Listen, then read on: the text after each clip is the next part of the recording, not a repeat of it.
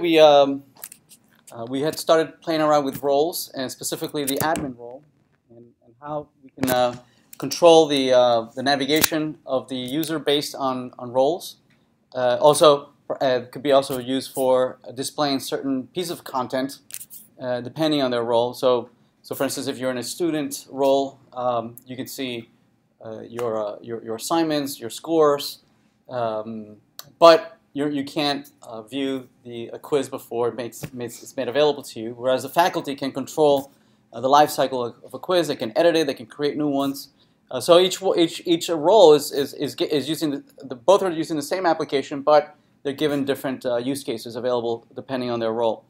So we were exploring the admin role in particular because an admin can do many more things than a regular user can, and so we'd like to explore, how can we make sure that given these use cases, how can we make sure that even if you are able to navigate to portions of the application that should not be available to you, how can we defend against that on the server side, right? So let's explore the admin. I believe we had created an admin user. Notice that I'm not logged in. I don't have access to an admin page, admin link. But if I do log in as admin, and I go back to the home page, I do have a link to the admin page. It's not letting me. Okay, so the way we had implemented it, we were, oh, there it is. Okay, so there it is. Check admin. We were trying to protect the admin user, the admin navigating to the admin page through this check admin. And I don't believe we finished it up yesterday. I think this is where we left off. So this is a function down here, which is going to be very similar to the other ones, it's basically going to go out to the server and it's going to check to see not only are you logged in, but are you in the correct role, right? So on the service side, on the client side, we can add a check admin, and that check admin can then check with the server, right? It's going to be very, very similar to the check logged in. So let's copy that. This is going to be check admin, and perhaps with the same query against the server. And the server will check to see not only are you logged in, but is your role an admin role. So on the server side, we can listen for that incoming request, which is checking against check admin.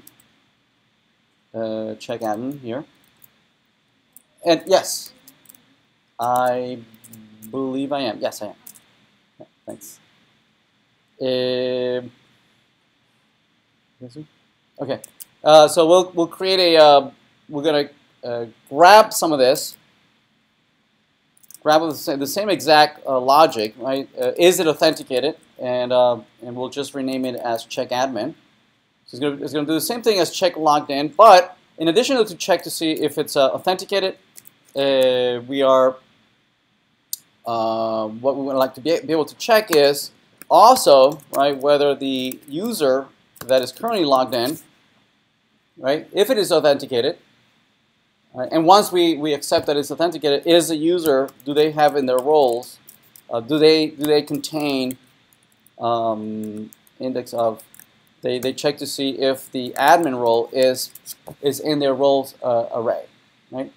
And then if it's true, then we'll respond in kind. Well, here's the user. Otherwise, we'll send a 0. Again, with the understanding on the client side, we'll interpret that 0 as meaning that you don't have the admin role, and we're not going to let you go there. Right? We'll probably maybe keep you on the we'll keep you on the home page or wherever you were. Yes.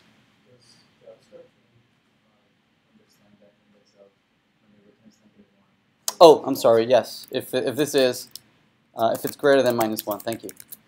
Yep. Yeah, I sometimes interpret this as contains. So so on the client side, we're going to be expecting that on the controller side, right here, and let you through or not, right? Depending on, we'll keep you in the home page, right? If you try to access the admin page. So if we restart that, we restart this, and we log in as admin, and then we go to the home page. It lets us in as the admin user. But if I log out and I log in as someone else, Poe, and I try to go to admin, it's just going to kick me back to the home page, right? Right. So that protects the admin page, right? Trying to navigate to the admin is stopping me. But nevertheless, since the JavaScript is available to us, right, to a developer that can look at this, they have the entire code. Oftentimes, what we'll do is we'll minify it, right? We'll obfuscate it so that even if they have the source code, they can't make any sense out of it. So it's very hard to reverse engineer this source code. Even so, there are pieces of software that can take this and try to reverse engineer this piece of code. Although we would obfuscate it so that the variable names would be completely gibberish, and obviously it has no comments or anything like that. Nevertheless, someone might be able to thwart this and still navigate to the admin page, even though they're not allowed to be there. But even if they can navigate to the admin page, they would not be able to send any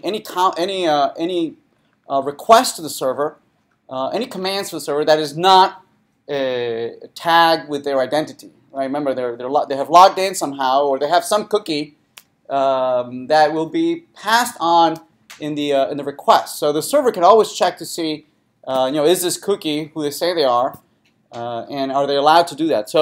So even if they make it into the admin page, let's see what can we do. How to survive an attack, even if you can make it to the admin page. So let's log in first as an admin, and let's add some affordances, some use cases in there that we'd only want we would only want the admin to have access to. So first, let's add those kinds of things. Right. So let's go log in. We'll go to the admin page, and here let's add a couple things that only an admin should be able to do. All right, and we'll do that next.